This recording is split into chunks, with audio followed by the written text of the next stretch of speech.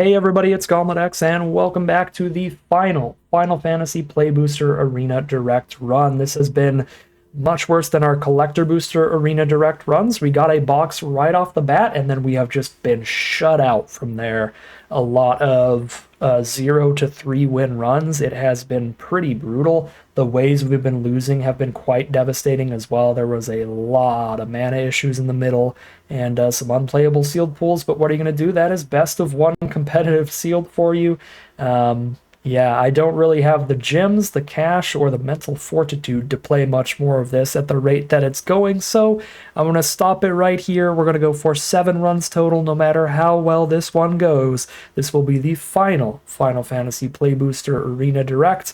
I'll just be happy. I got my 2 collector boxes, my 1 Play Booster. Good enough for me, but here is our last chance, my last 8,000 gems, of getting some more Final Fantasy cards. Without further ado, let's bust open the packs, see what we get to play with today.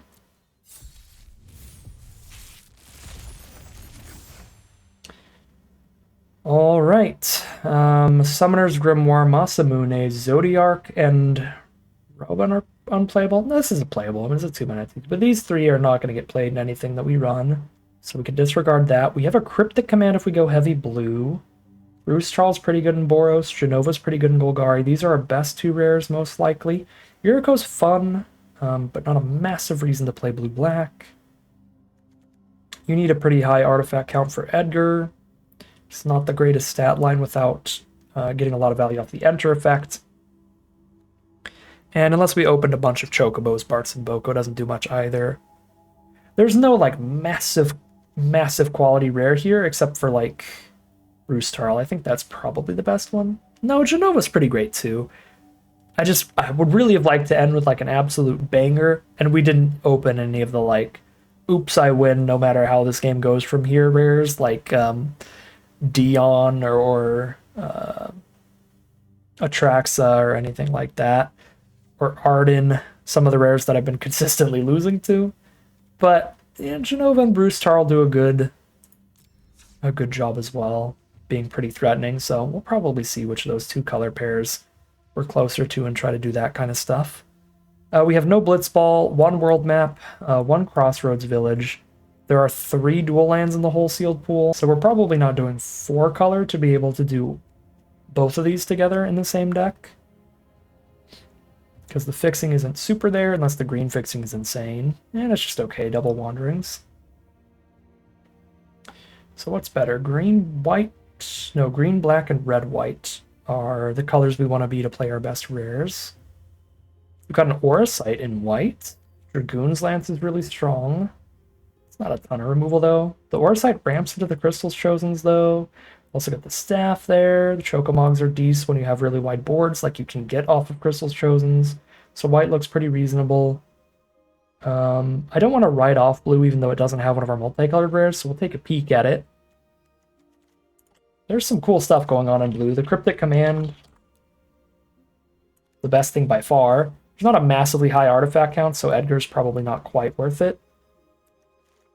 I like Quistis. Blue's pretty good. Cryptic Command goes a long way here. And then Wyvern, Sikahagen are pretty good. Quistis is good. Tutorial, Eject are good. Duelist is kind of filler. Blue is not bad at all. It's definitely reasonable.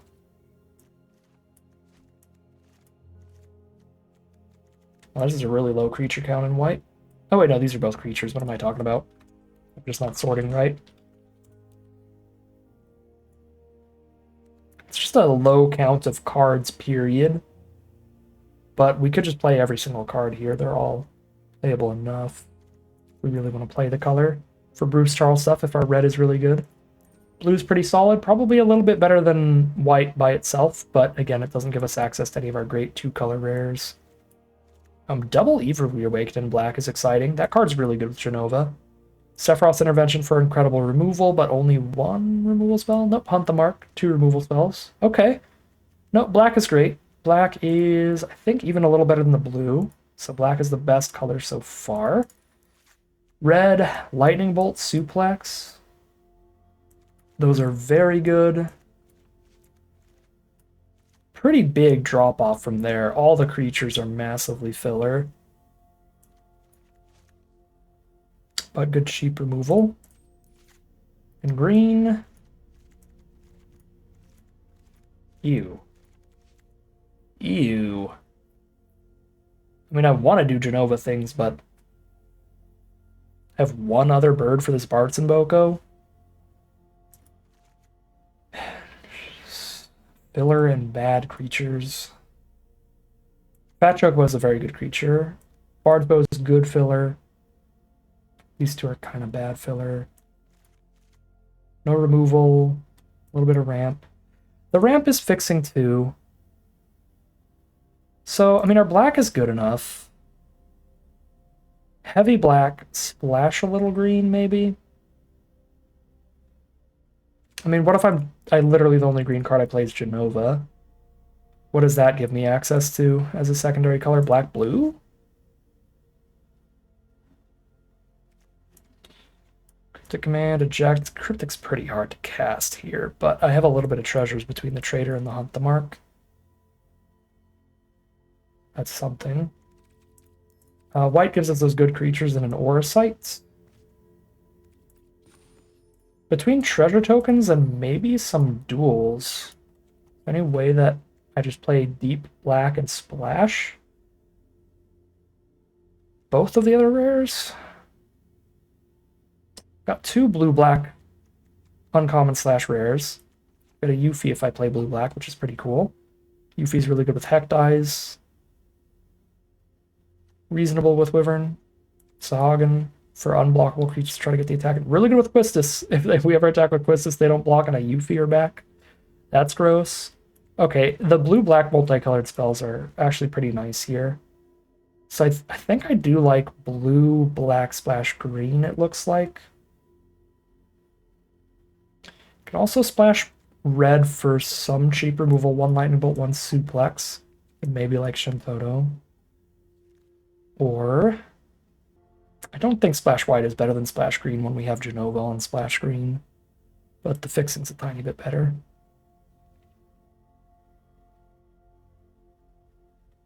Yeah, no. The removal we would want to splash in is double white, which is not very splashable. We do have better fixing towards splash red than splash green. Splash red would be for a little bit of cheap removal, and splash green would be for the one Genova bomb. So let's just build out the blue-black core and see what it's lacking more. Is it lacking more in bomb power or more in interaction? And then splash towards what we need. I guess it's an Edgar deck. 5 artifacts off blue alone, not counting the treasure tokens we're getting with black. I think triple blue's probably too restrictive. Certainly if we splash, but maybe even if we don't. Normally I don't love Tonberry in this kind of deck because it's like really good in aggro, but it doesn't do anything on blocks for you, but it is a creature your opponent will basically never block to try to get a Yuffie trigger and draw a card. Ninjutsu, which is nice. And then a cheap recast after ninjutsuing. Playing a couple slightly filler equipment, or just artifacts in general for Edgar here as well. Puts us at 8 artifacts and a couple ways to make treasure. So I think Edgar's looking pretty good. Top of the curve. Flan also somewhat filler, usually gets cut, but 2 copies of Evil Reawakened make the Flan a lot better than normal. Yeah, we'll cut these 4. This is 16, 17, basically 18 lands because the world map, so got the world map, and this would be the 2-color build. If we dip into a 3rd color, then we probably end up cutting some filler artifacts in Edgar for the 3rd color of cards. That makes sense to me. So we go... Well, I guess we go world map over the 17th land. And then just like Genova over Edgar if we're going into green.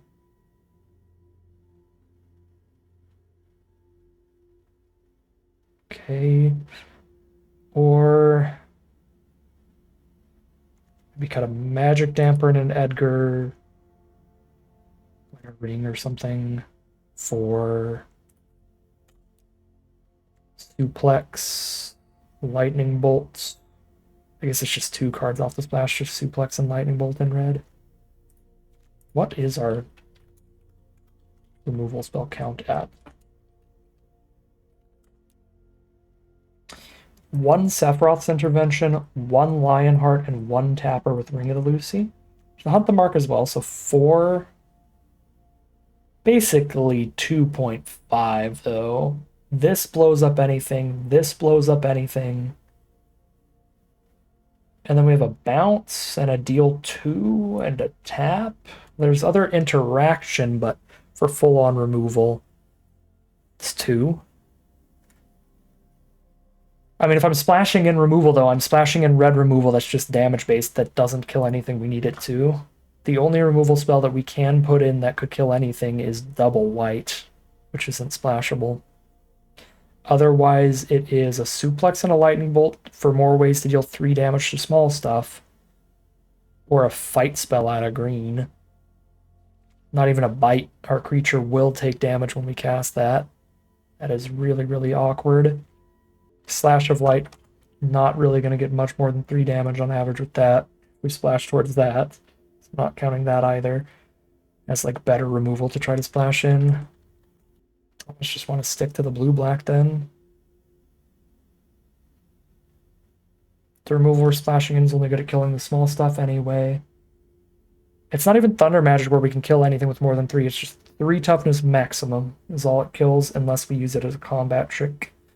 We damage the creature and then cast it in the end step, which is pretty hard to do with Suplex, which is a sorcery, because then we could only kill blockers with it. But at least Lightning Bolt, we could like chump block somebody and then kill it in their end step. Like if they attack with a 4/5, I block with a 2/2 and then Lightning Bolt it in their end step.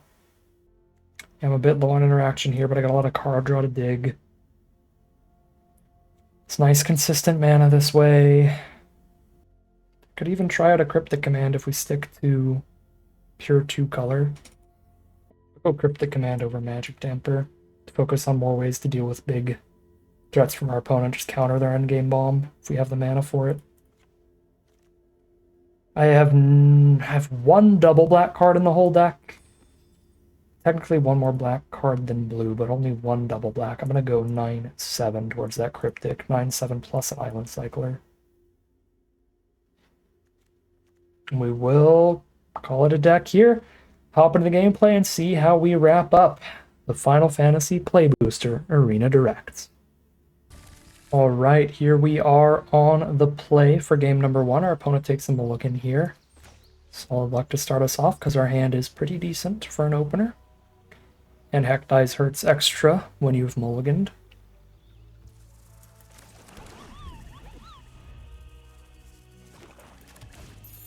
There's world map from our opponent. Yeah, let's get curving.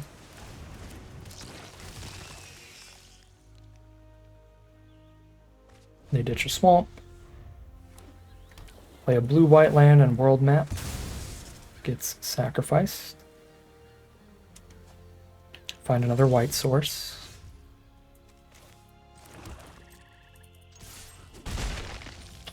Here's the Wyvern.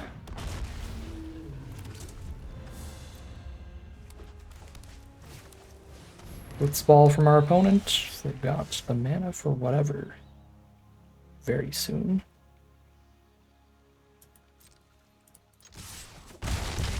Put the ring down. I can tap whatever they play next turn. I'd like to play Rod and the ring in the same turn, but I can't. Because it's all colorless mana out of the ring. Okay, Summon Titan. Cute.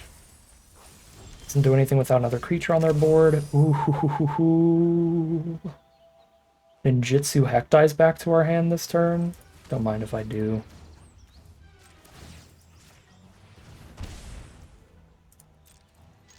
Let's see if we hit a high mana value card for Yuffie's damage trigger as well. There's the Wombo comment. We hit a 4-drop to put them to 7. Wow. Wow, wow, wow.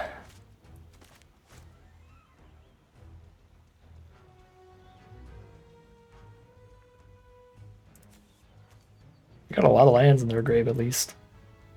Hectides actually helped them with that Titan. If they play another creature, that could randomly do 1,000,000 to me next turn. Plus 1, 2, 3, 4, 5, 6, 7, 8, 9. Plus 9 trample. Alright, this is going to be removal spell Yuffie, probably. Titan's going to sack itself, and they won't have another creature on board, so I don't really want to spend my removal spell on the Titan here. But I do want to be able to attack past it, so we're just going to activate the ring and then play Hectides, probably. Hectides or the Rod.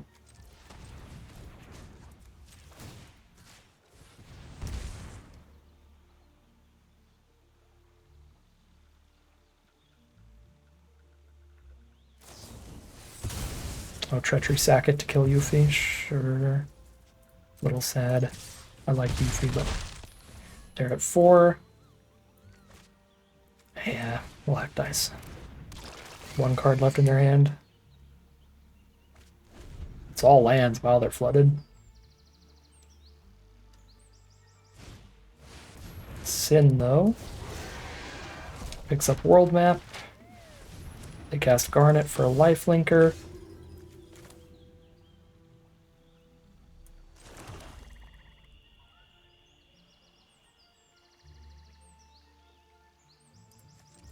Rod for the ping, and then side quest. There's probably some way to hit lethal here that I'm not seeing.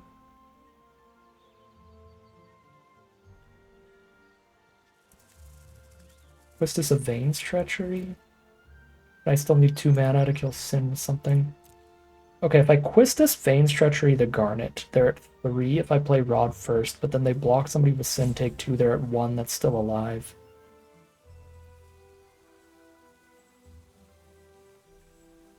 I'm pretty sure I'm a mana off from lethal however I play it. So I'm gonna go Rod and then side quest Sin.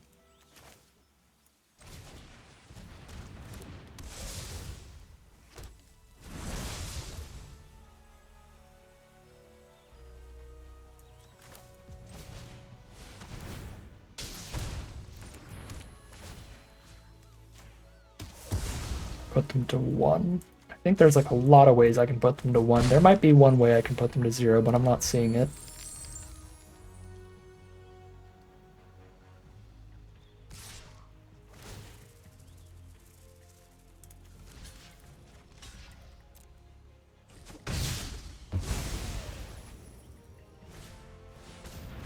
Life gain off X, death is huge. That's 6 here. 2, 3, 4. If I cast 2 non-creature spells and clear out all the blockers, they're dead.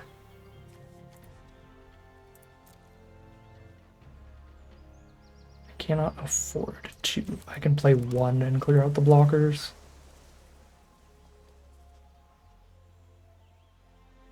Okay.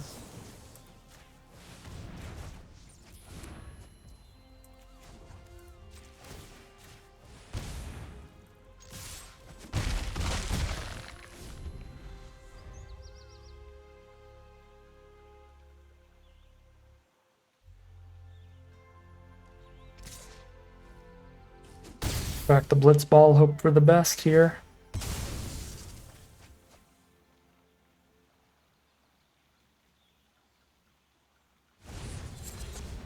Sack the map and draw 2.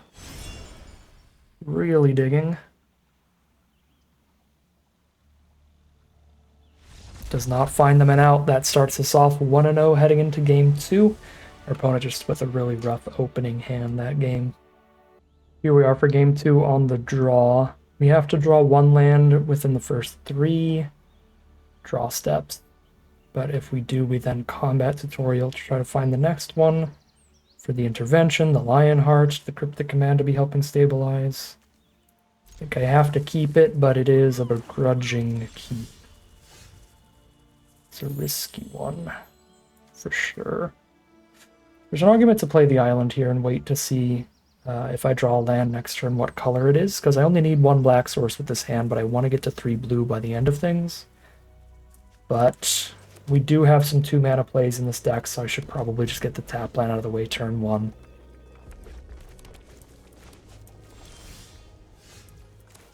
Okay, 2 non-land spells in a row. Sorry, man, from our opponent. There we go. Unfortunately, it's a black source and not a blue.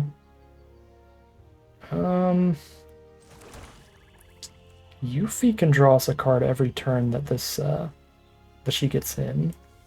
So Yuffie is a draw 1 next turn. If I play this, they don't kill it, I go attack and ninjutsu Yuffie. Worst case scenario, if they do kill it, I can just combat tutorial next turn towards land 4.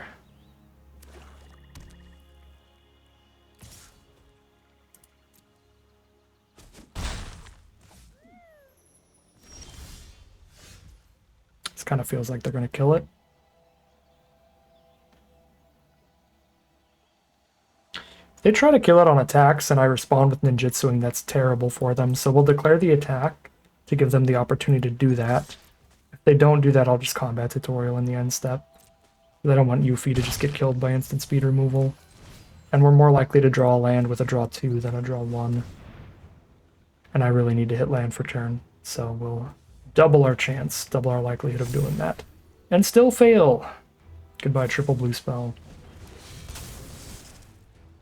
Oh. Coral Sword. Okay, cycle a Coral Sword for 4 mana, sure.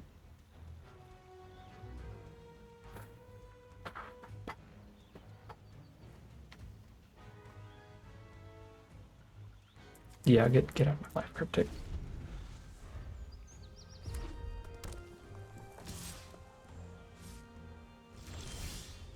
Just hold up the blocker here.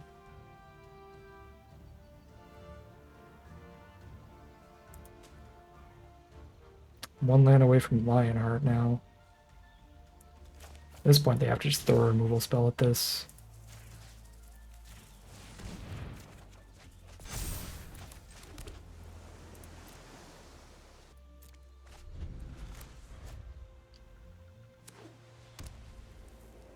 Opponent was stuck off of their 3rd color, which explains their really slow start. Paladin's Arms. So they're just going full 3 color. It's not even like splashes. Just 3 mana filler white creature, 3 mana filler black creature, 1 mana red combat trick. None of these 3 colors look like a splash.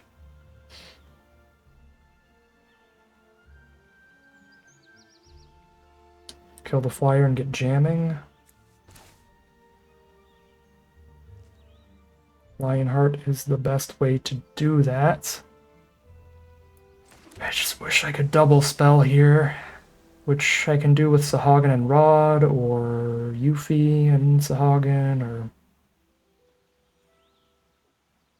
Can't do it with Lionheart. I think I need to just play Lionheart, though. Alright, they went ahead and sacked their 1/1 hero token to draw a card while they still could with the Ahriman. Garuda on it. Tragedy. At least that creature sacks itself as well.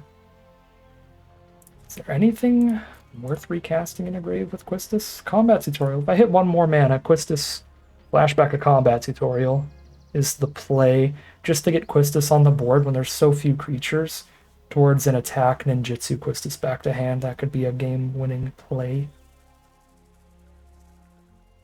So I think we just get a treasure token now towards being able to do plays like that, because again, I've still been drawing a really low land count for this deep into the deck. We're at a 55% chance of drawing lands. I think 17 lands is like 40, low 40% chance of drawing a land. So the higher up that chance is getting, that means the more statistically mana screwed you're getting right now. And the lower that chance is getting, the more flooded you're getting. We're currently at 55% chance of drawing lands currently.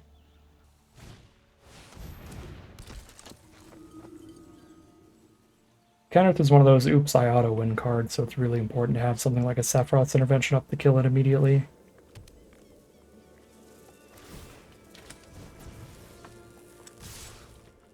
take 8 damage from him, even if I do kill him now. Yeah, 42.5%. 42.5% is what we started at. We're at 57% now chance of drawing lands. Yeah, we have to intervention Kenrith. Let's juice a Sahagin while we do it. I'm definitely double spelling here and using the treasure. We'll juice the Sahagin as the play.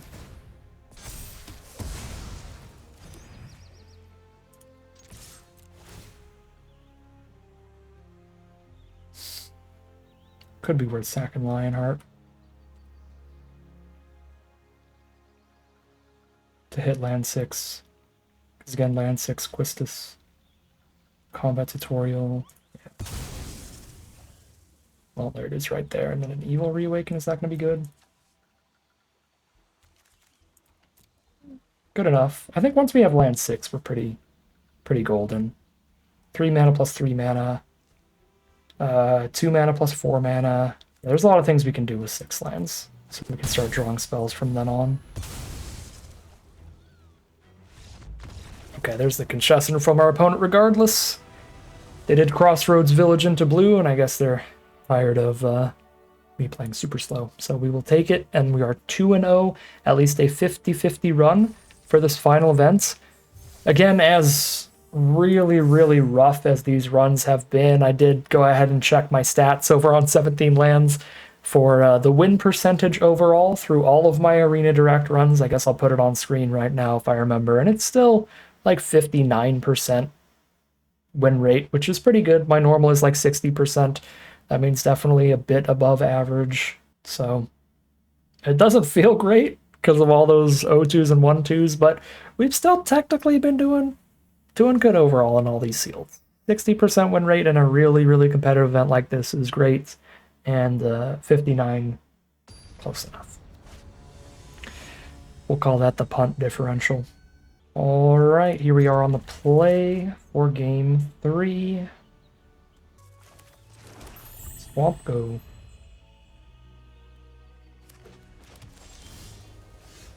Tap land. Let's get guaranteed triple blue here then. No 2-drop to play. Playing against Boros. Scary fast archetype potentially, and there's the 2-2 that re-equips things for free, which is a pretty scary start, because now they could play a 3-mana equipment and auto-equip if they have like Buster Sword. That's a pretty broken combo that involves opening one of the best mythics in the whole set, so hopefully they just don't do that. I think I'm not supposed to block here because I can combat tutorial, get a counter. If they had a good equipment to play, they would have already done it that turn. If I knew they could be giving Menace in the future, I probably would have blocked there. So smart play from opponent to hold that off.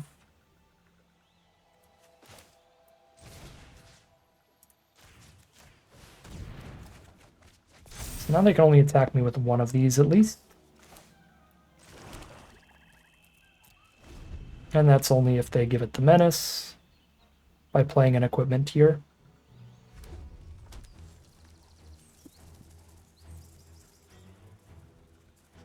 This is sealed. They may have a bunch of cards that are good with equipment and then just didn't open enough equipment to make them that consistent. Yeah, so no attacks this turn. Buys me a little bit of time trying to get to the Flan here to stun things and have a very big blocker. Trader over the Rod. I could play both here. I probably want to play both here. I'll still have the mana to play Flan next turn. We're certainly a little flooded right now. Just looking for more spells. I need to buy time to draw some good stuff. Now I have enough blockers to definitely just double block if they do get the Menace nonsense going on.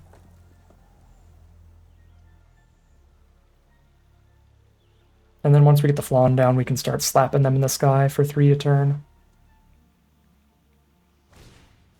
We're into the Lucy. Never mind, they get to keep tapping that. Captain Lannery. Okay, that doesn't change much. Just a 2/2 on attacks. 3/2 because they can sack the treasure. Still not big enough to get through the 4 toughness cards. It's a traitor in the Flom. It's probably what we choose to stun here regardless. Because I don't want to pay life to stun Raban.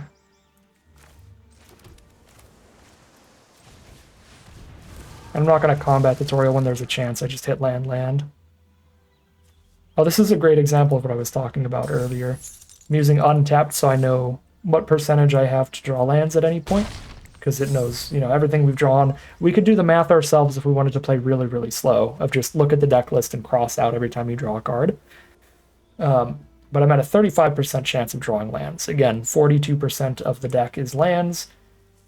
The lower that percentage gets of drawing another land, that means you've drawn a bunch of lands in that game. So this time we're on that reverse end of the spectrum, drawing statistically much more lands than on average. But the way statistics work is the reason it's an average is because you probably draw a lot of lands in one game and not a lot in the next. It's not like you always keep that percentage at 42% every game. That was an astronomically good turn for our opponent. Good grief. At least they're out of cards. But now if I keep hitting lands, we are going to die.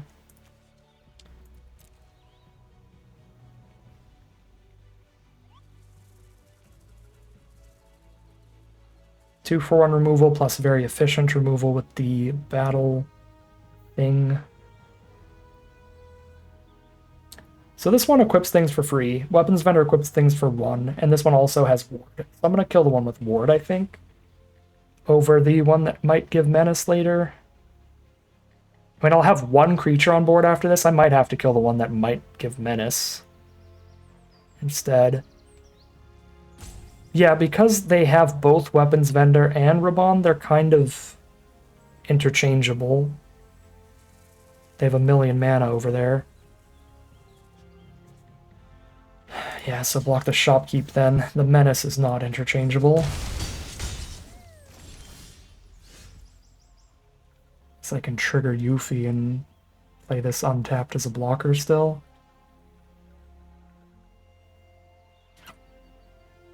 I really don't think I'm in a position to not be playing blockers, though. They got that ring as well, tapping one of my blockers each turn.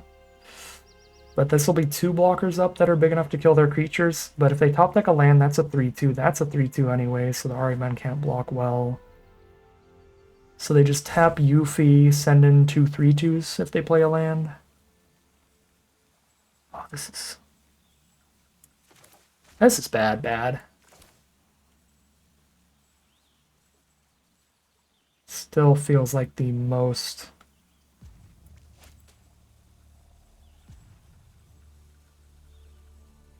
consistent way to play it is Yuffie combat tutorial onto the Yuffie.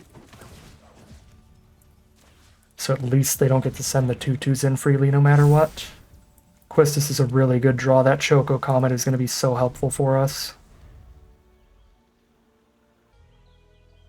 I mean, this is probably, if they didn't draw anything, tap Yuffie, play a land, attack all. He hit us for 8 if I kill a 2/2. Or it could be just attack with 3 power creatures so that I can't eat something without losing a creature. It is attack with just the 3 power creatures, okay.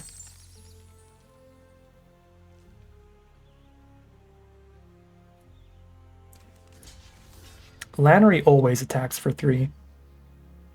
Chocobo's only when they're hitting lands, so we kill Lannery here.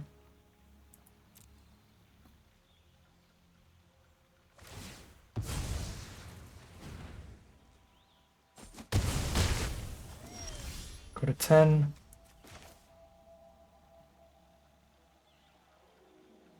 Again, Weapons Vendor and Raban here are pretty interchangeable when they have this much mana to play with. But we actually kill the Chocobo. Maybe? No, maybe it's the Vendor. This has to declare attacks to equip.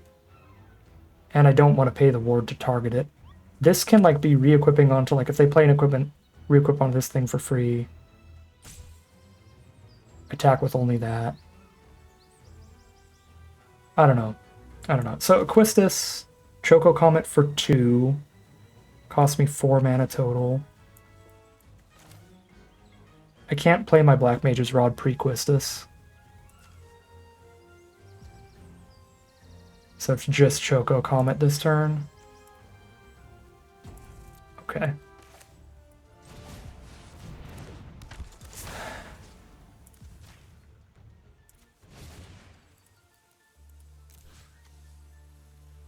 I guess 2 blockers up for the 2 creatures. They tap 1, hit me for 3.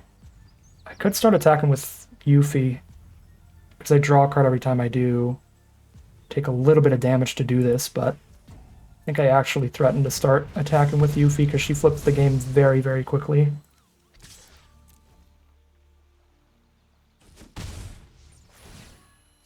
Off of drawing an extra card each turn, yeah, especially if I hit a 5-drop. Jesus.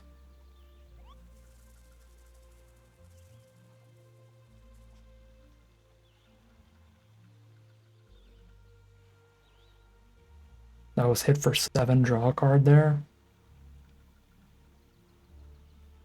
Ring down the Quistis attack both, put me to 8. No, play the ATM, they don't have the mana for both of those. So ATM it is, which is pretty much impossible to block for me. Which is a nightmare when I'm at 10. And I have no way to draw into potential removal here. I can Edgar. I think I have to take a hit from it. I could play Edgar to draw 1, but I think I have to go Rod then Edgar, so I draw 2. And then I don't have the mana for anything I draw into.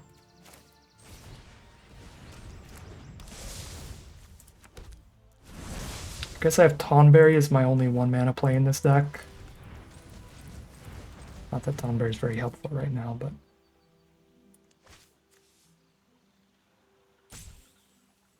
If I untap with Ultimecia, I get 2 turns and I win. Maybe supposed to play Ultimecia over Edgar.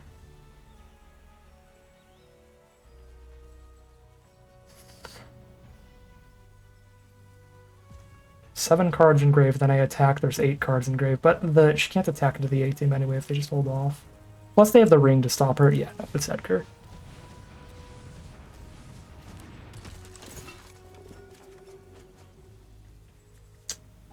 It's a good one. Tap all their creatures, attack all and win.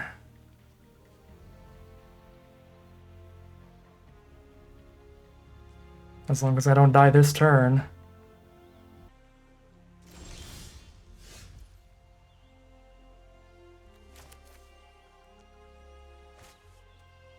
Tap this. 1, 2, 3, 4, 5, 6, 7, 8.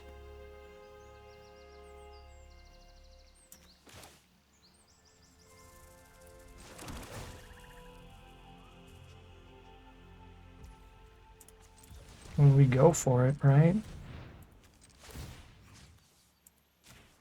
Double ping off of just casting the cryptic command. And I can even bounce the ATM to be really sure they don't lethal on the crackback.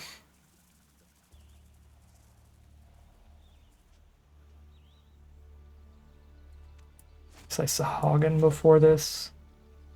So it's a slightly bigger blocker if this doesn't lethal them.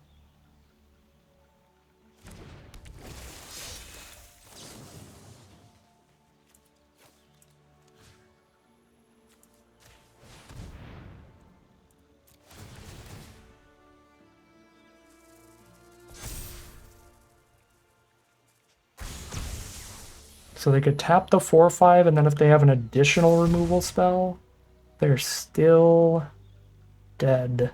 It's still exactly 7.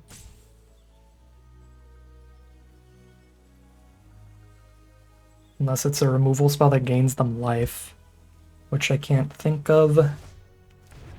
In this set, I don't think there's a Lightning Helix. I do still have one blocker up after all said and done, even if they do. Yeah, there's no like Sephiroth's intervention in black there. That is a pretty stressful game there. They had a pretty good early curve out. We had good blockers for it, but that all changed real quick the turn they Choco Comet plus blew up a creature, slammed us down to 10. Luckily, great ways to stabilize from there. And we are 3-0. We are guaranteed a positive win rate out of our Final Fantasy Arena Direct run. This is a hilariously bad hand. 4 Swamp Cryptic Command. 0 creatures, nothing till turn 4. So that is a mulligan. We're also on the draw here. So, lost those coin flips to start this game off. Some rough variance there.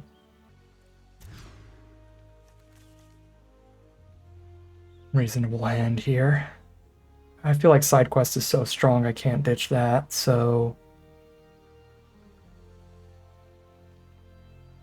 could be Tonberry. If I miss land draws, then the Rod plays well with this to draw more cards. But the Tonberry, all it does is get that early damage in, which I don't really need this game. Although I draw any 2 or 3 mana plays and I get to curve out Tonberry, Rod, and then anything else other than Ahriman. It's either Tonberry or this. I'm not getting rid of Hunt the Mark. Or a land. Alright, I'll keep the Tonberry. Again, any of our other 2 or 3 mana plays, and it's better to have gotten rid of the 3-drop and then just curve for this game. And we've got a lot of 3-drops, because we got those like 2 draw spells and stuff too. Okay, we hit a land and a 6-drop. That's not awful. Not awful. Because we want the lands towards our 5 mana play, and then the treasure makes sure we can hit Edgar. Plus the treasure with Edgar is really good if we hit the lands to hardcast them by the time we get there. Snap trade. Playing the long game with this hand. Side quest into Edgar. There's that combat tutorial for the 3-drop, and it's kind of spicy on Tonberry. I don't mind it.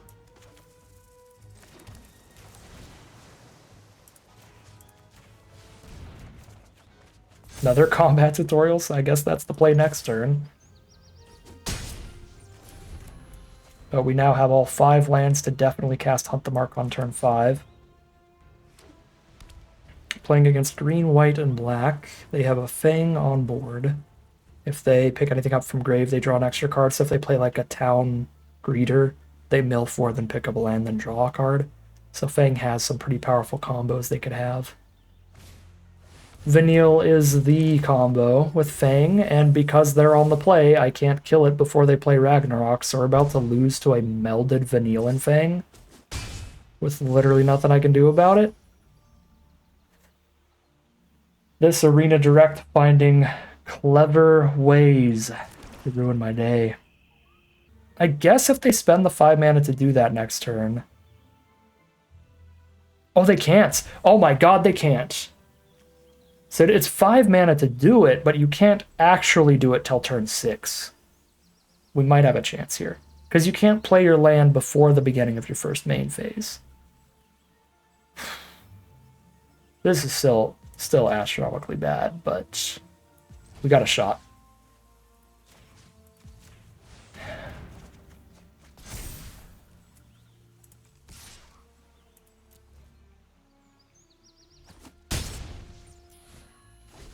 Could hold this up to keep Fang off us, but then they just put the Rod on Fang and it doesn't block at all. So it feels too risky to do that. Cornered by Black Mages is pretty awful for me. Okay, Vanille is just an enter the battlefield effect. After that, she's just a 3/2. So we kill Fang. Unless our opponent is the luckiest player ever. And they both opened 2 Fangs and have another in hand right now, or they opened Fang plus Vanille plus Evil Reawakened for just the most consistent Ragnarok sealed pool ever. This should be fine. Alright, I am under a lot of life total pressure though. But I'm under a lot of life total pressure either way I play it. Oh.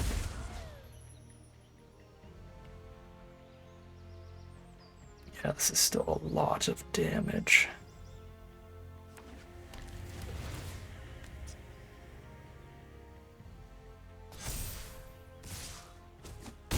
Six life against double ping for every spell they cast.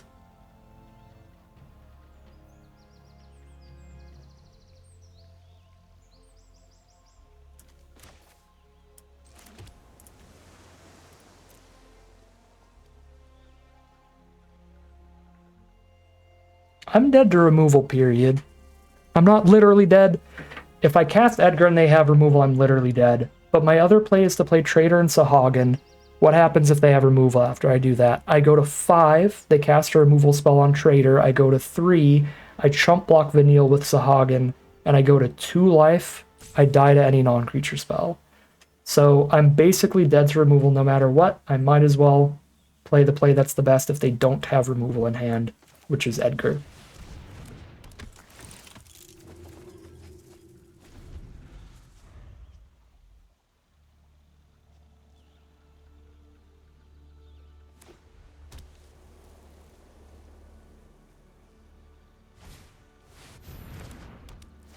Moogle for the counter on Vanille to force the trade. No, Moogle counter on itself. And then Ifrit. Ifrit in the 4-color deck. Alright, I mean, it digs for rares. It does do something. Cryptic Command, counter their removal spell, tap their whole board next turn. They're at 12 life. That is worth mentioning here.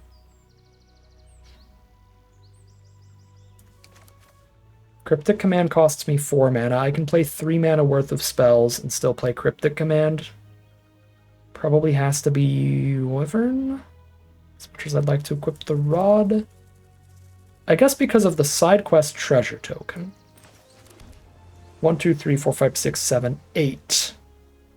I can play 4 mana worth of spells. If I play Trader, could do this in a 1-drop. I don't have a 1-drop.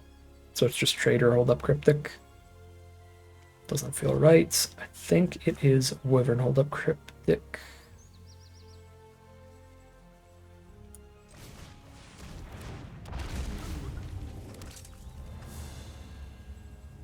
Four, 5, 6, 7 power on my board when they're at 12. Bounce their mage token, tap all their creatures is another line. If they don't cast something pre-combat.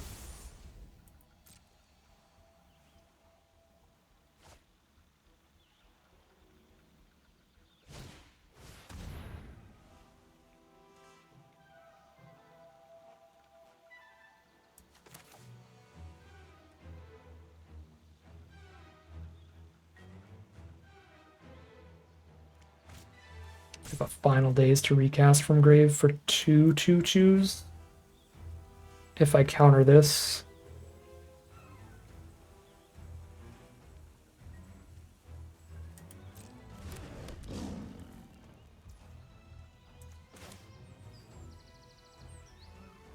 so make sure that's 1 2/2.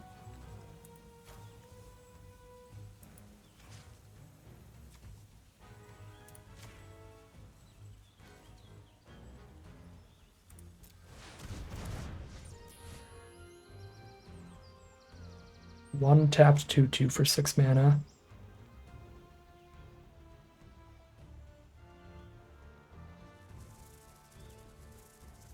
I guess they just equip Rod instead.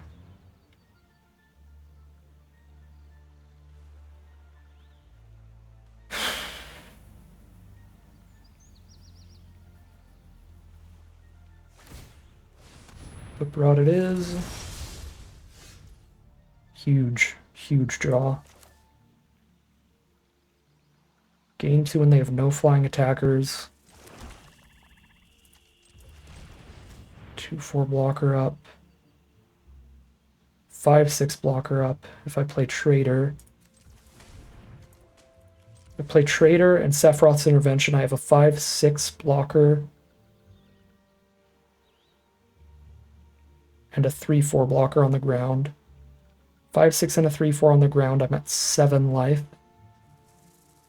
3 attackers on the ground.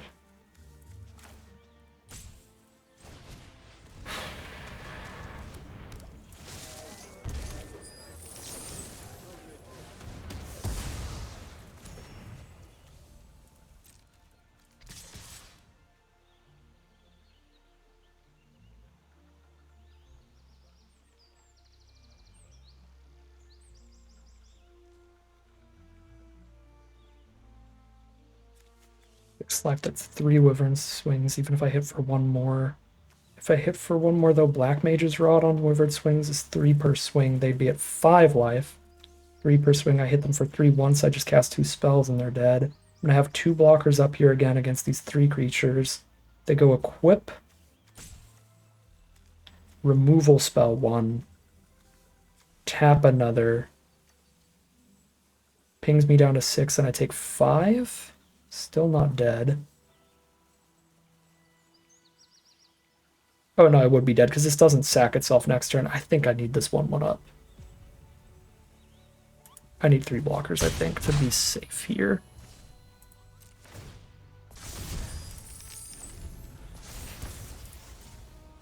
So go tap plus removal spell if they hit removal, and then I would have no blockers up.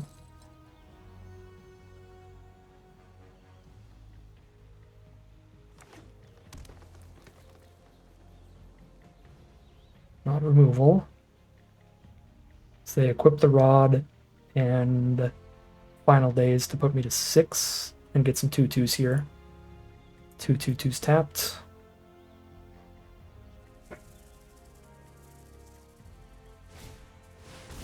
I do not equip the rod, so I do not get pinged. Instead, they are going to tap my flyer, it looks like.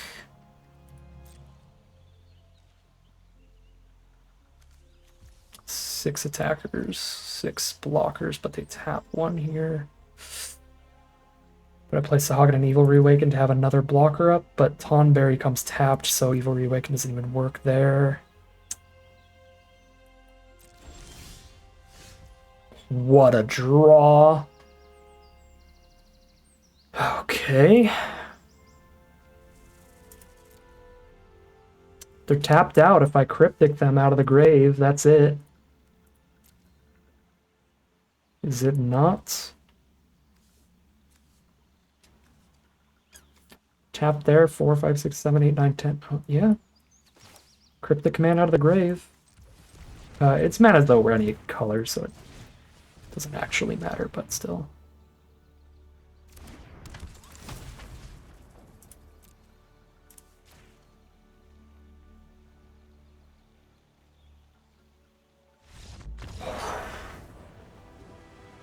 Good curve out stuff from our opponent on the play there. Really close to dying.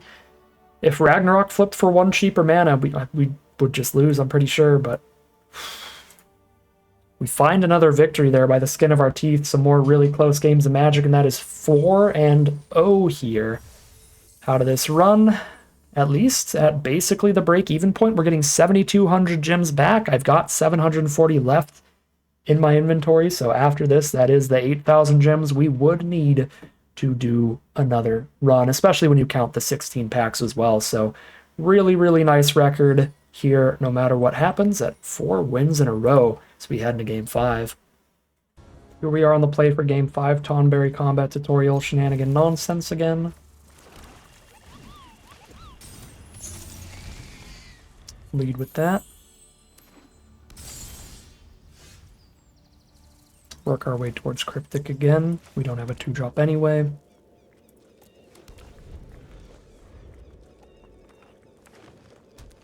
Sultai from our opponent. They start with the Gubu. Gubu Gardener. I like Black Mage's Rod, but I believe we're just drawing cards for now. Staying mana efficient. Might hit a 2-drop, and I can go 2 2-drops next turn, and I did. Perfect.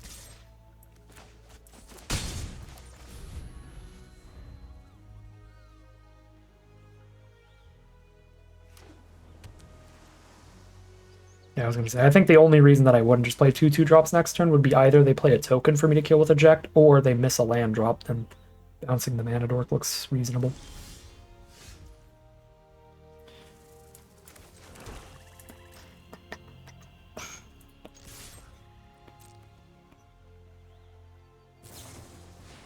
Eject the 1-drop. Alright, it loses its counter and it'll come back stunned. That's reasonable enough. But I think that could have been a lot worse for me, so perfectly happy with that eject. Now Tonberry eject or Ultimecia next turn. The Regalia. It's a very, very good card. Ramps them up every single turn.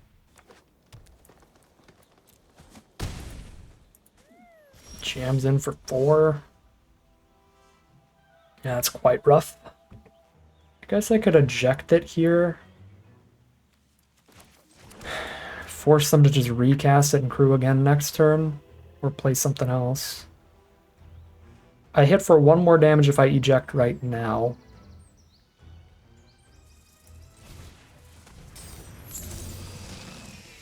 But if I eject during their turn, they crew and then I eject it.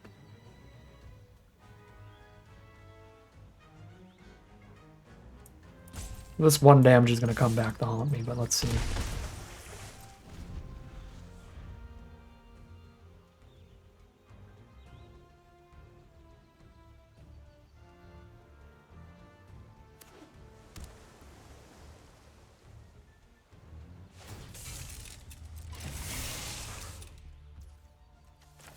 I probably should have done it with the crew trigger on the stacks. They couldn't have a hexproof trick here.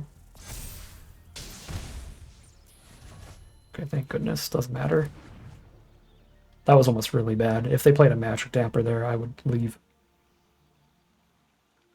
Since this is any non-land permanent, I don't have to wait till it's a creature. I could do it before it turns into a creature, but after they tap the gardener.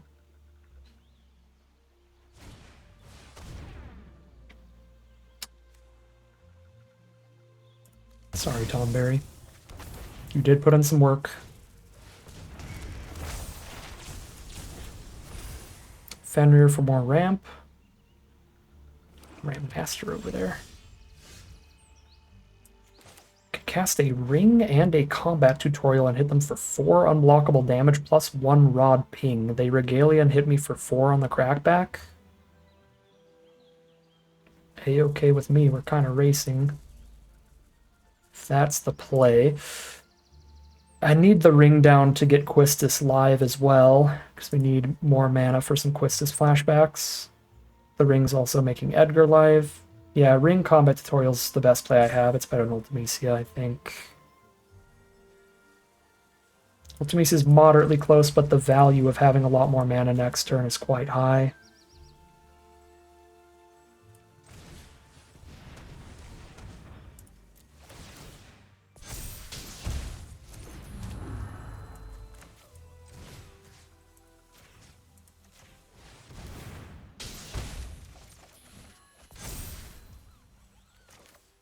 Even hit a land for turn.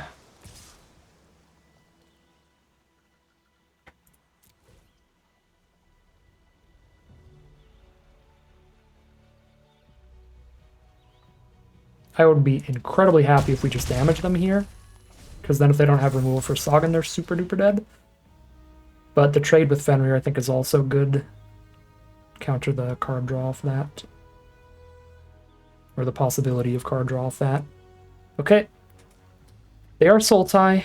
If they can kill Sahagin, they need to hold up the mana to do that, or do that here.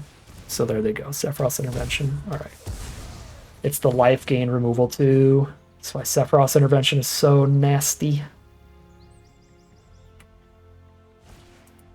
And there's the Regalia.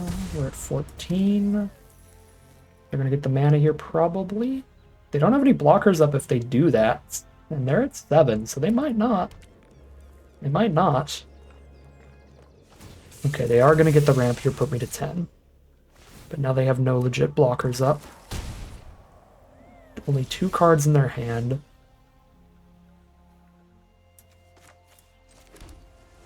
I have 9 mana. I can play an Edgar and a death-touching blocker. I can play a Quistis for an intervention. Quistis for an eject. Can Quistis for combat tutorial and play Ahriman in the same turn? 4-5 against the 4-4 feels real. I think it's just Edgar, Ahriman, pass. Well, Edgar first, though, because could draw to something relevant. Do I have a double black 3 mana card? I don't have Cornered by Black Mages in here. I don't, so that auto tap is fine. Yeah, Edgar and see what we draw. 4-5 up for the 4-4. Intervention, sick. Okay, I think I like Wyvern better than the Death Toucher. It's pretty close, but I'm okay to block with a 1-1 instead of a 2-2 Death Touch on the crackback here. If they kill Edgar.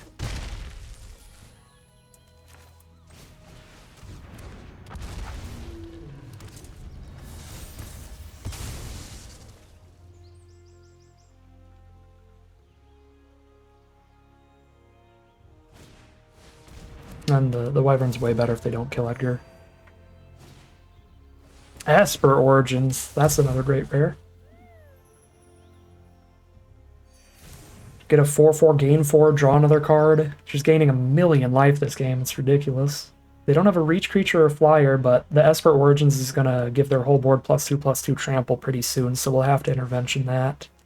But now that we've drawn our own intervention, we have a lot of life gain of our own to make sure that we also survive a long time.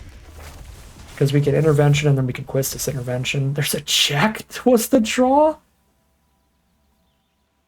I think our sealed pool's pretty good this time around. I don't think it's quite that good, but I think we can win this game. It's gonna be a close one. But this Ring of the Lucy, man, is just coming in clutch every turn. So I can sorcery speed intervention right now, which means I save the instant speed one. We Quistis.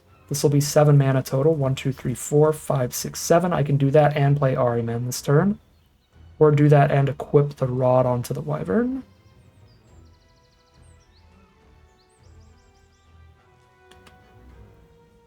This is another flyer, so it's like I poke for 1 more damage by giving this more equipment, but I set up to poke for more next turn by playing another flyer. So I think we just play another flyer here over re-equipping.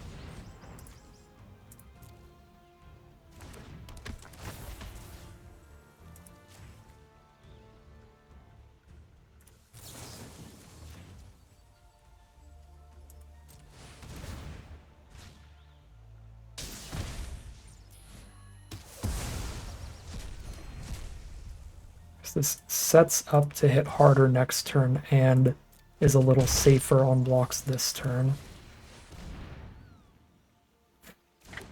4 damage in the sky. Yeah, we've got a 2-turn kill here. There's Jack.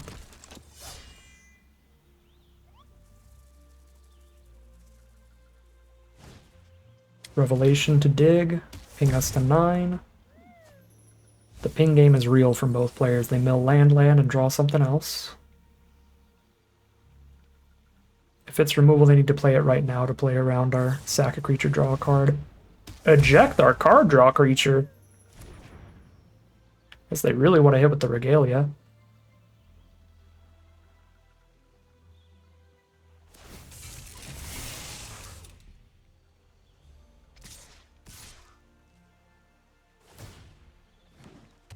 Aye, Captain.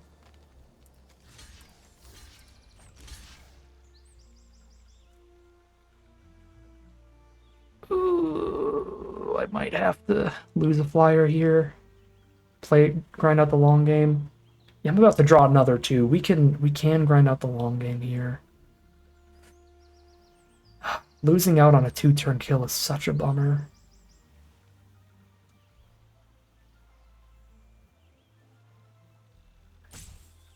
I think we just need to not get cheesed out for lethal with something random here.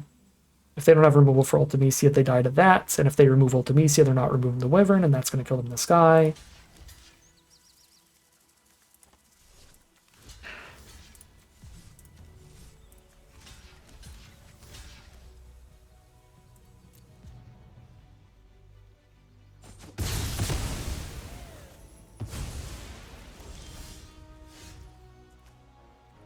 That's a draw. There's no targeted removal in graveyards right now. I can't Evil Reawaken Quistis to kill Jekt. So I need to Intervention Jekt, and I have 6 mana up after that, so I can Edgar and Intervention Jekt.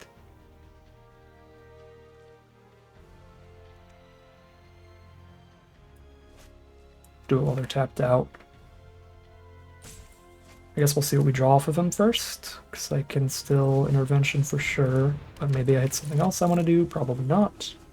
Okay, I don't.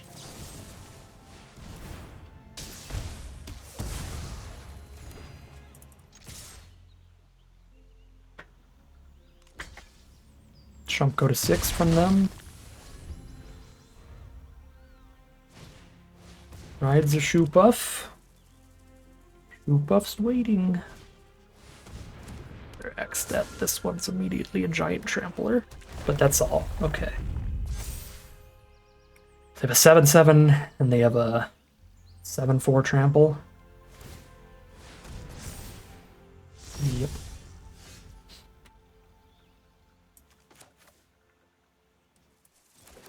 Now I get to start doing some absolute chicanery. Okay, Evil Reawaken. Put them to 8. Sephiroth's Intervention. Put them to 7. 2 in the sky. 4 on the ground. That's 6 damage total. Not quite threatening lethal. To force the block here.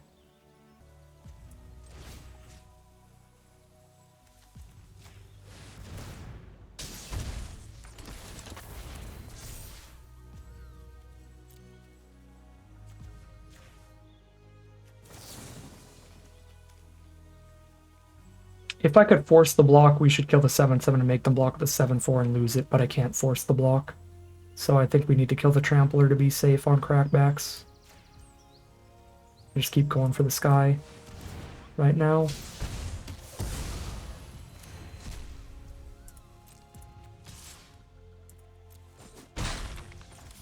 They're playing off the top. 1 flashback draw spell.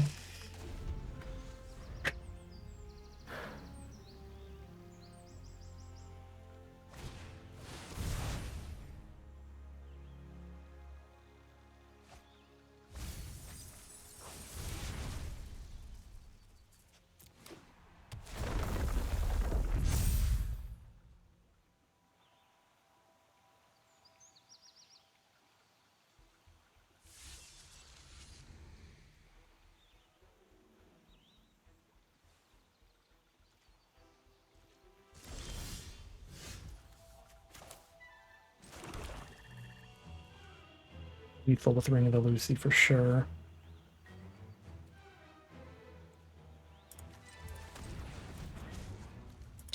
Last card is Sephiroth's Intervention.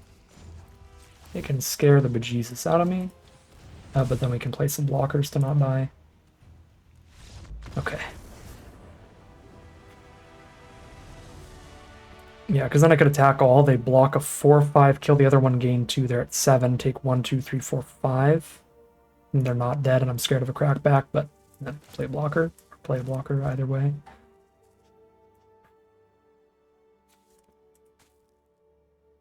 Games are so stressful, but we remain undefeated at 5-0 at this point. Very positive record, and in the money, leaving with more gems than we spent to enter. Only a single win away from leaving with some more play booster boxes here. So fingers crossed, we can't get at least one more play booster box in this final direct. Here we are on the draw for game number 6, but the hand is quite good. Swamp and pass. Jund mana from our opponent. They do not have a 2-drop, but we do. Here's our Black Mage's Rod. We have 2 mana removal for it instead. That's fine by me. That's no -6/-6 on a better creature later. Traveling Chocobo. Speaking of -6/-6, we need to top deck removal immediately, or this card will draw them a million cards and take over the game, so... I'm hoping here. I'm leading with the Wyvern, though, because it stops them from attacking and sets up for Yuriko to start drawing cards. Sorry, sets up for Yuffie to start drawing cards. Swamp Cycle. Oh, shuffling the deck, hoping to land on top? Yep. Alright. Chocobo has already drawn them at least one card. That is not removal. I think if they had 2-mana removal, they probably would have killed Wyvern and Sent. So I'm not going to play around it here. I'm going to Yuffie draw. Now we've both drawn a card off of our rares. Mine was just a land, so it doesn't damage them. That's rough. Yeah, it's actually a really bad draw here. I've already got triple blue. I really don't care about triple black, so just go for the 4th blue.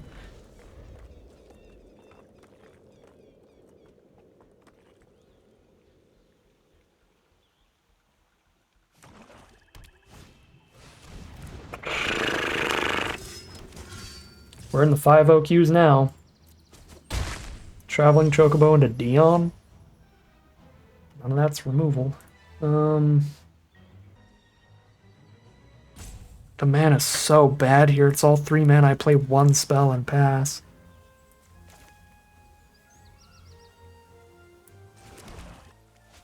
I want to just dig and pray so hard, but I'm falling so behind on board if I do that.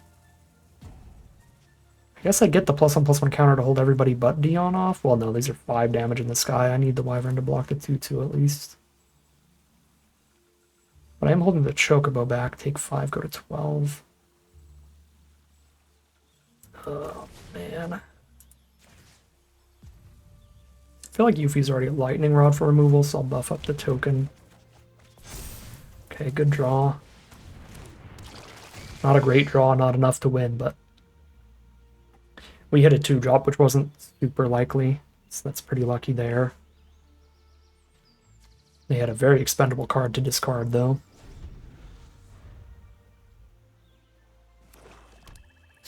Yeah, because they can just keep playing lands off the top. That's then more card draw from the Chocobo.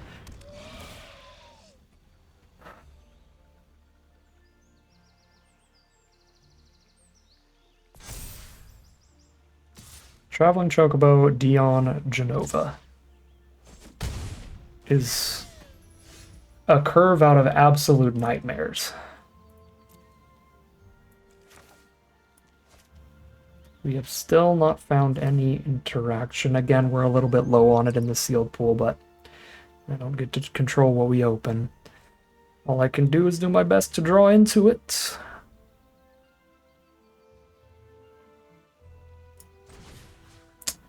That's all we got. Draw more cards. Pray harder.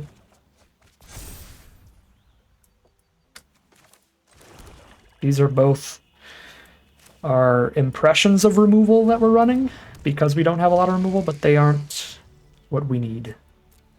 Because they aren't really removal.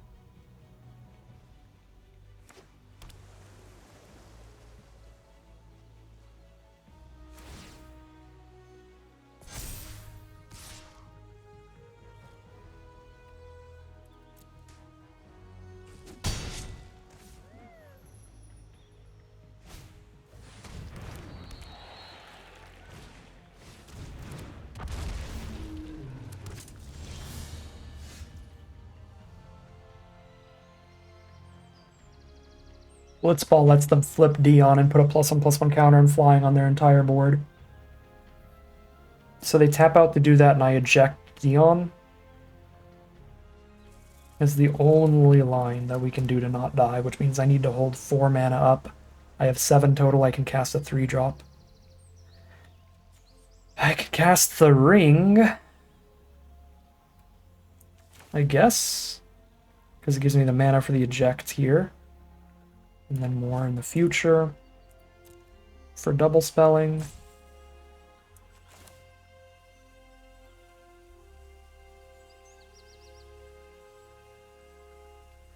I guess we still have 1 out to victory. If we can Cryptic Command and tap their whole board when we have 19 damage available. We've got 1, 2, 3, 4, 5, 6, 7 right now.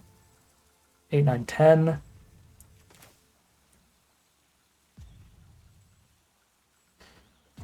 I'm gonna maximize power on board. I'm gonna go Wyvern and then eject when they try to flip Dion.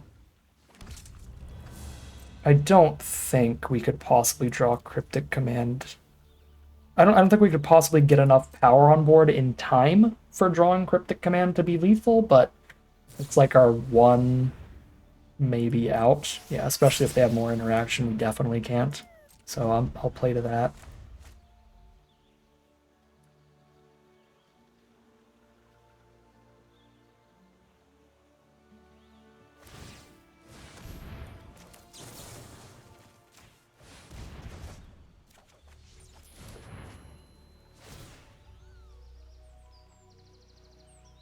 I guess if I draw Cryptic Command to counter Dion, there's a tiny chance too, but then I still need to beat a Genova and a Chocobo, which is pretty hard. It's one of my only opportunities to kill this without them drawing a card off of it because they didn't make it a mutant.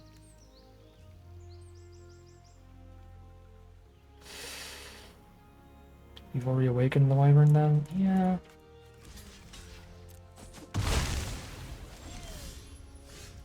Quistis. Treachery, Ice Magic, and Eject.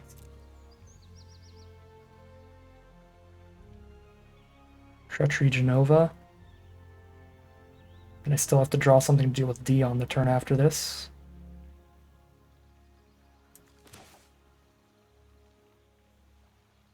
What if I Treachery Genova, sacking Quistis, so I can Evil Reawaken Quistis? But then there's no removal for Dion. I could Ice Magic if I have 8 mana, or bounce him again, and bouncing him's pretty bad. Still seems like the best we have. Treachery Genova. Sack Quistis for an Evil Reawakened in the future on Quistis.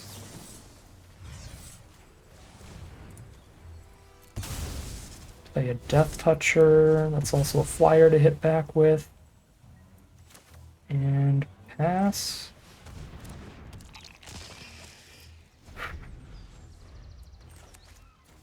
Maybe an Ultimecia flip is a plan. Activate only as a sorcery. I could keep ringing Dion down. Take damage every time I do so. Alright, it immediately gives those flying, and they have more removal. Jesus, this deck. Oh, no attacks, though. We slam dunk take those. Happy to see no attacks.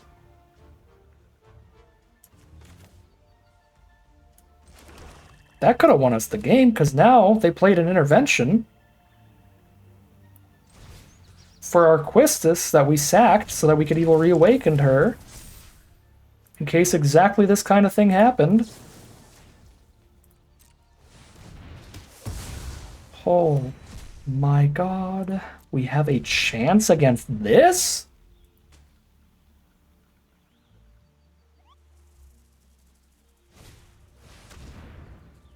Ramping up.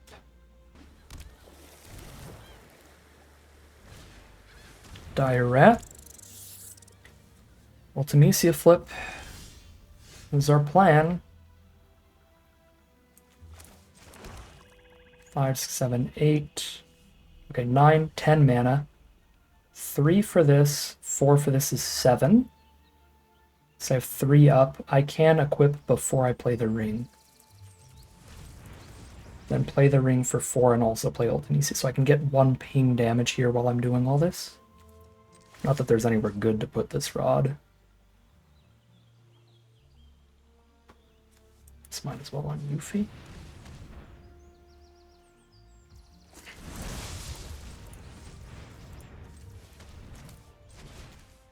Yeah, I don't have... Oh, I actually would... Yeah, I don't have the 13 mana to play and flip Ultimecia immediately, so yeah, this is better. I was close. If I played Ring on an earlier turn, I could have played and flipped Ultimecia on the same turn if I milled 2 here. Mill 2 gives me 8 engraves that I can flip her without having to attack.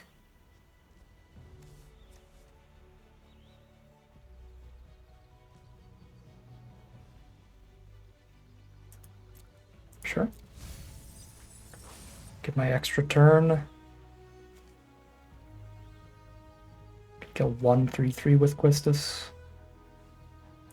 Worth it.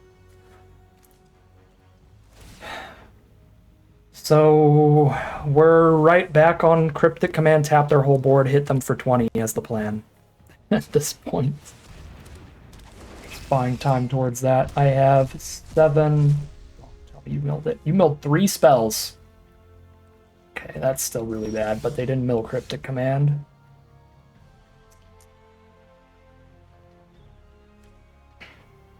Seven, 8, 9, 10, 11, 12, 13, 14, 15, 16, 17, 18. 1 ping from Rod for playing Intervention, 1 ping for playing Cryptic. We have lethal if we draw Cryptic. So we play towards that out. I can set up a good 7/7 Menace attack even if I don't draw Cryptic, I think, to kill a good chunk of their board by using some ring taps here. And having a Sephiroth if something bad happens on the crackback. Yeah, I'll still have the 8 for the flip. So let's tap somebody. And then 8 for the flip, and then I can tap another creature attack with a 7/7 Menace.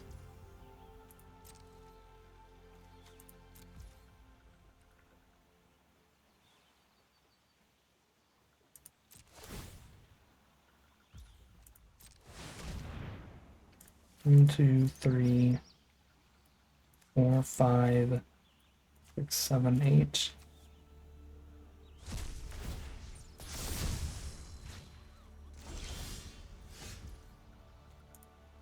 I should have kept 1 creature for if we hit the second Evil Reawakened, but I wanted to keep a instant sorcery for if Quistis dies.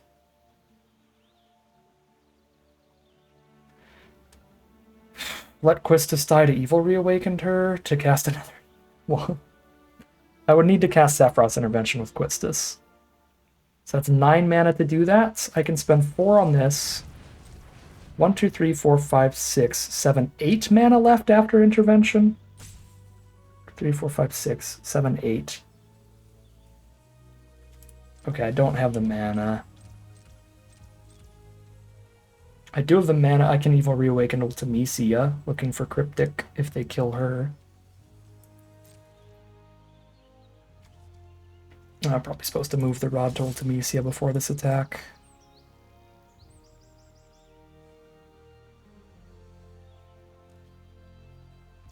Okay.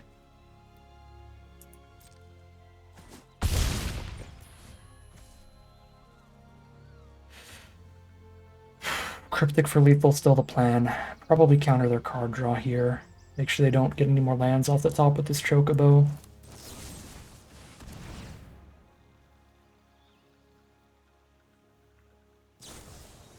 They have the damper for that? Sure. That's a little rough.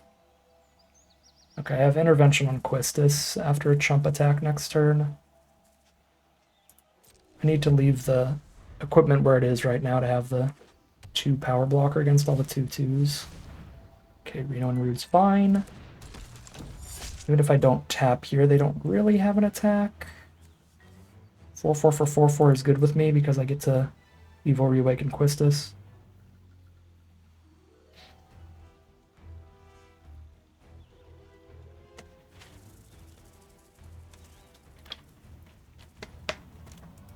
They pass. I want to go lower on life here.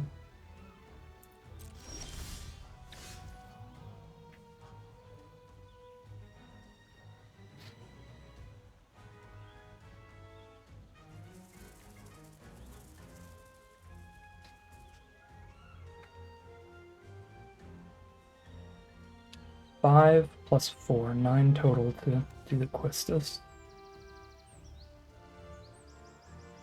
If I do Quistis, I'm not doing Ultimecia. If I do Ultimecia, I get to Surveil to Cryptic Command and kill them faster.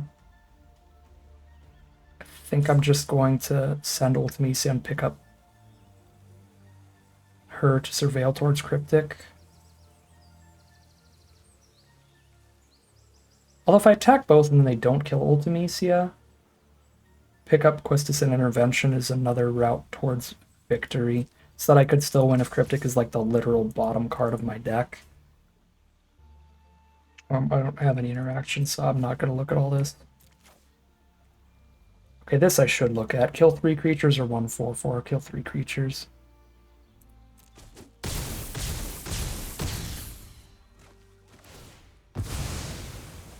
This is a board state I can beat without Cryptic if I kill the Chocobo. Yeah. We just go for that guaranteed kill then. Rather than gambling for one specific card not being the bottom.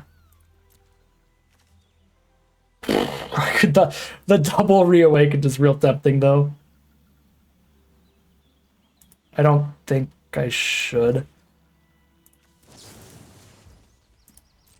Because the Chocobo just giving them more chances to hit something like an Atraxa or something really dumb is very dumb. Okay, I needed to not pay with the ring there, but that's okay. 6, 7, 8, 9, 10, 11. Yeah, I wasn't even paying attention to the auto tap because I was certain it wasn't going to do that.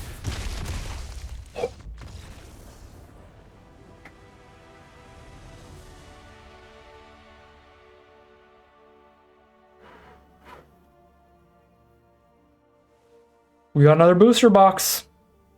End it with an absolute bang. And that wasn't even the last game of Magic yet. But still, end the runs with a bang. Get another box. Minimum, maybe 2 more boxes here. Fought our way through the 3-turn play of Chocobo, then Dion, then Genova. Wow. Never scoop. I can't decide here. That was so stressful. I don't honestly. I'm tempted to frown. I'll just skip. 6-0. That is another play booster box for the collection. Draft that with some friends and family in the future. Awesome. Awesome, awesome, awesome stuff. Well, now whatever happens from here, this is officially about as good as the collector booster box runs did. It's a shame we got all the bad luck like clumped up in the center like that, because the bell curve of my enjoyment in playing and pulse, and probably also how fun the videos are to watch, is going to go which is hilarious, but it is what it is. Just get all of the good luck in 2 very narrow chunks at the very start and the very end, and all that bad luck just clump it up in the center. The record is literally a bell curve. If I go 6-2 here, I think it's literally 6-2, 3-2, 1-2, 0-2, 1-2, 6-2. It's literally like an exact flip. Oh no, there was a 3-2 at the end too. It would literally be 6-2, 3-2, 1-2, 0-2, 1-2, 3-2, 6-2. That's so funny. Well, I need to resign right now then, right? Gotta make it the perfect curve. No, we'll keep playing these games out, and maybe we can end even better than we started, winning 2 play booster boxes in the final event. All right. Here we are for the final boss. We've got 2 rounds of the chamber, so if we don't get it this time, we've got another chance at it, but obviously it would be a lot better and a lot cooler to win immediately. And this is a decent opening hand. Castle Guard's really good against the rods because they're 1 toughness creatures. So trading into the Castle Guard just gives them another creature that can trade into the next Castle Guard, or that can trade into the next Black Mage's Rod. And not trading means I'm taking a bunch of early damage. Even if I kill it with removal, there's the 1/1 that can trade into the 2/1. So Castle Guard is very well positioned against this hand. Oh god. And Firion has a lot of oops I win potential if they have more equipment in their opening hand. Every sealed pool I've ever opened with Firion and Gilgamesh only ended up with like 2 equipment, so we couldn't really get the oops I win pop-off combo, but we'll see what happens on our opponent's side of the board. It's definitely less scary on average than it is in draft, but sometimes you open a real lucky sealed pool. It just has the wombo combos.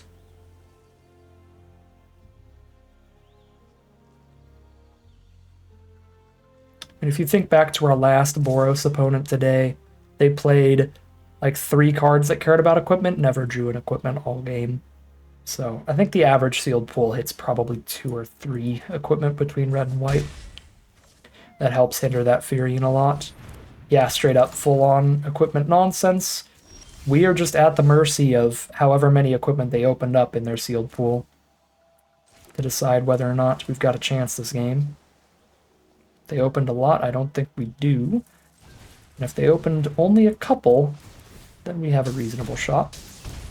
I think I just clear out the vendor here. I could trade her into playing Edgar early, but if I play Trader first and play Edgar with all of my lands, I draw 4 off Edgar in the future, which is obviously very valuable. Alternatively, if I'm under a ton of pressure, it could be worth cracking the treasure just to put a Lionheart on somebody to get better blockers here. Zidane not incredible on this board. Actually, no, it is pretty good because it shuts off the double blocks here. Yeah, that's pretty brutal. Yeah, that's enough pressure. I'll have to crack the treasure just to get better blockers up. And we'll just draw 3 off of Edgar later instead of 4. Should still be enough. Stabilize if we last that long. So equip and make sure we have good enough blockers to make it more likely to last that long.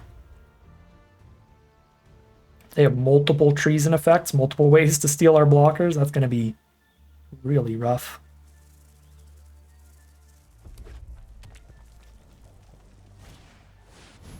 The 5/4 trample haste is also pretty rough for me because I can block with a 4/2 and get trampled for a whole lot. Zidane doesn't have abilities once it's resolved, so Furion is the scarier card that wants to kill immediately. I get trampled for 3 here, take 6 total from these 2. I end up at 2 life, dead to like a lightning bolt here. That's pretty rough. I could also just take all 5 and get them down to just a 5/4 and a 1/1. But then I'm still at 3, which is still dead to a lightning bolt either way.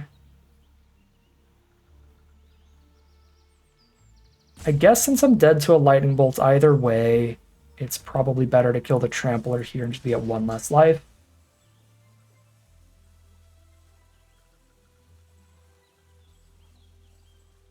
One, two, three, four, 6, I go to 2, or block there, take 5, I go to 3.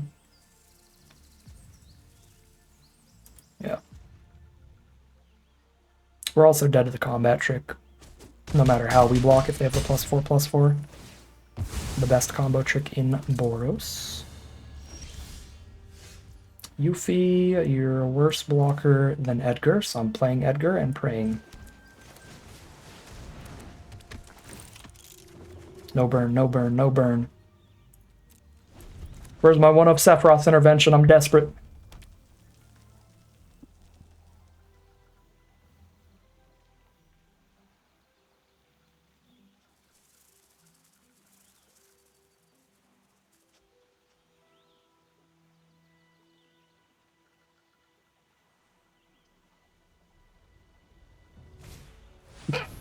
Alright, yeah, we were never going to beat that if they had Choco Comet. Why it took so long to get killed, but there you are. I guess they had to click all the X's. Yeah, that was just a bad draw. The way things lined up, drawing the 2 rods against the Dwarven Castle Guard was brutal. If we drew like a Heck Dies instead, we could have stopped more early damage and maybe not died to Choco Comet. But Choco Comet is just so likely to end games like this with cards like Zidane that steal a blocker and get the huge swings in. I think that's probably as good as we could have played it there. Just not going to win that one. That is 6-1. Heading into the final battle. This one will be the last game of Magic, win or lose. We are on the play for the final game here. This is a keepable hand. That Trader for the treasure to get to Evil Reawakened. If we hit any 1 land, everything in the hand is castable. We do want to draw interaction. This is just a stack of random creatures, basically. Opponent's on green. Cactuar. Okay. That might be the worst draw in the deck. It's certainly one of them. Another 5-mana spell. Doesn't do anything until I have creatures in grave. Looking for more interaction, and that's basically just another creature. There's a lot wrong with that.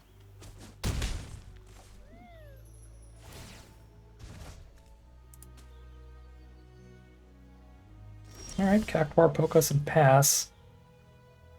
5-drop and a 6-drop are the draws. We miss on 3 land draws here and don't have 4 mana turn 4 in our 3-lander we kept. Then I guess Arena just does not want us to have a shot here. I don't think anybody can argue we should have mulliganed this hand. But these draws have been bad.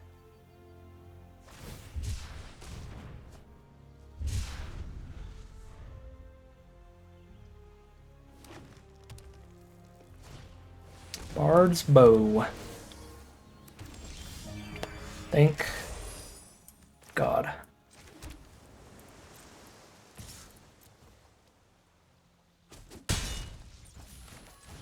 We hit land for the last possible second. Granted, I'll still not have any plays next turn if I don't draw something better to do than all these that do pretty much nothing. They play a Ring of the Lucy this turn.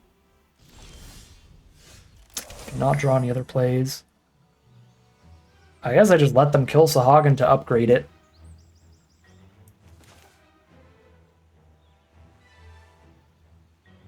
I guess I can Surveil too instead of just letting them kill it, right? Because I get extra value that way. Yeah, sure, Surveil and then upgrade Sahagin so it's a 4-power unblockable creature when I cast the next Evil Reawakened.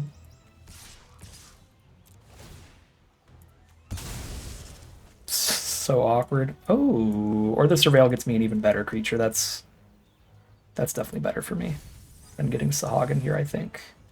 Get the Flan. It's close.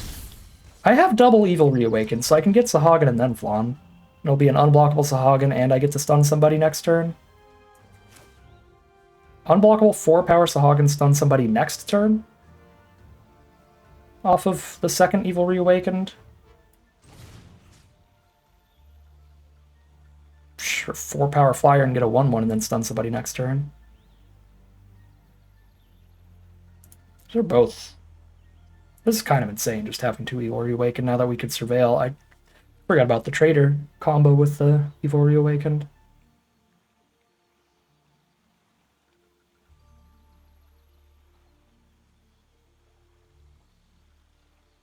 I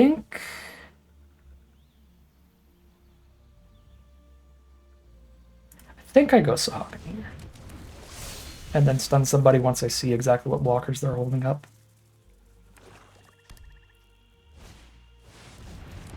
Colosseum Behemoth.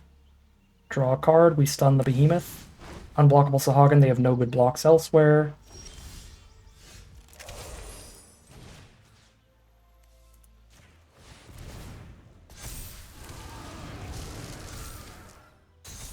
Absolute Evil Reawakened cheese fest this last game.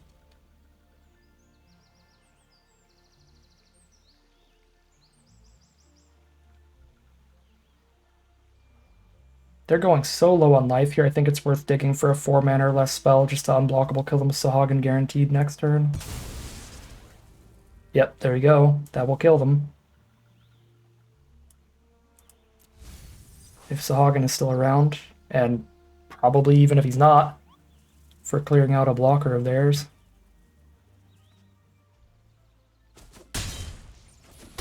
Go to 1, they say.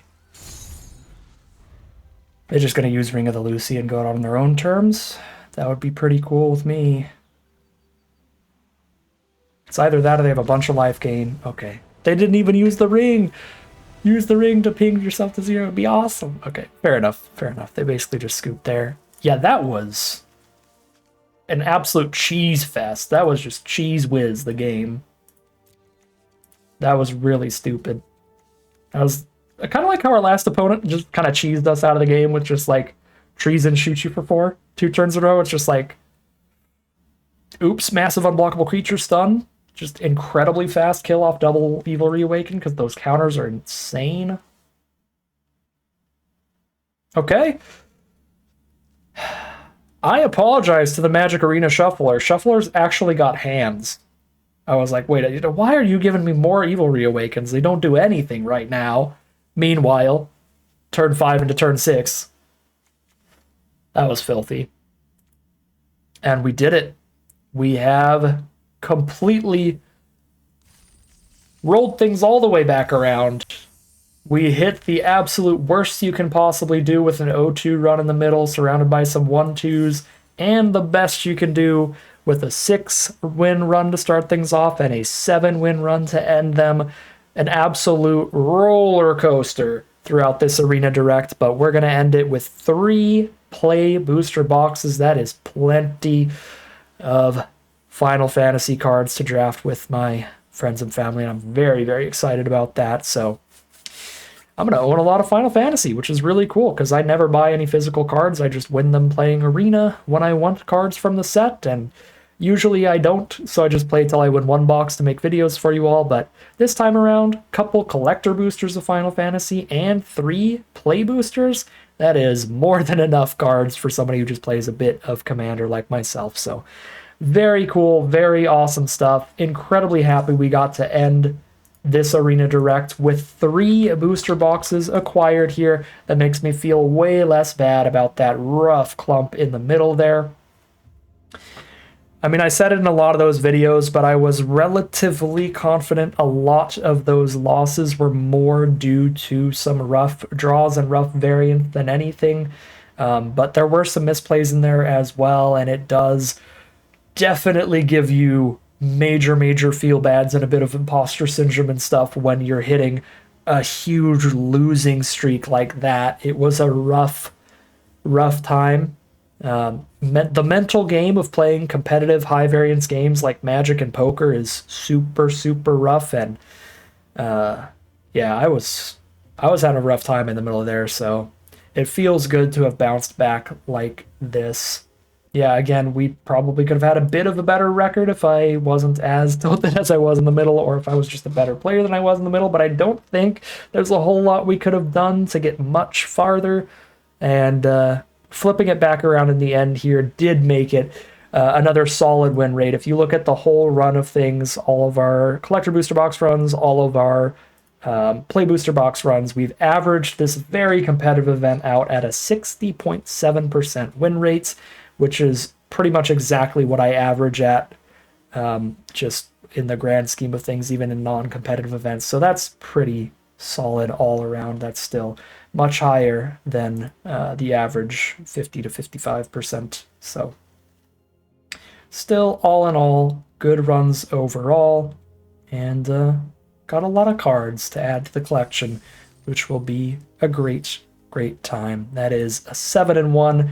2 more play booster boxes added to my physical collection, not my Magic Arena collection. Very cool stuff. But that is going to finally end the Final Fantasy Arena Direct runs, unless they surprise us with a 3rd Arena Direct, but I don't think that they are doing that, as Edge of Eternities is coming out in less than a month at this point, so likely the next Arena Direct will be that Edge of Eternities set. So probably does it for super competitive Final Fantasy stuff. They haven't done a Final Fantasy Arena Open yet, so if they do end up doing one of those, I'll absolutely play that if you're interested. But for now, that does it for the competitive stuff. We'll be back to plenty more Premier drafts, maybe some traditional drafts of Final Fantasy. I'm loving the set, and if it's anything like Lord of the Rings, it's not going to be draftable once it moves over to Edge of Eternities. They've never done a flashback draft for Lord of the Rings. So I'm going to draft as much Final Fantasy as I can until Edge of Eternities comes out. Probably not going to do too many flashback drafts while it's still around. So if you're interested in more Final Fantasy, there'll still be plenty more. And if you're not and you're ready for the new set, that's just around the corner too. So plenty of great stuff to look forward to in Magic the Gathering and Magic Arena. But for now, for me, that's gonna end today's video. As always, I'd like to thank my patrons and YouTube members for their support, as well as you for watching the video. If you are interested in seeing some more, you can always like, comment, and subscribe. If you'd like to catch me live, you can check out the Twitch channel in the link in the description below. If you'd like to support the channel directly, you can check out the Patreon link in the description below. And other than that, as always, thank you very much for watching, and I'll see you again soon for some more Magic Arena.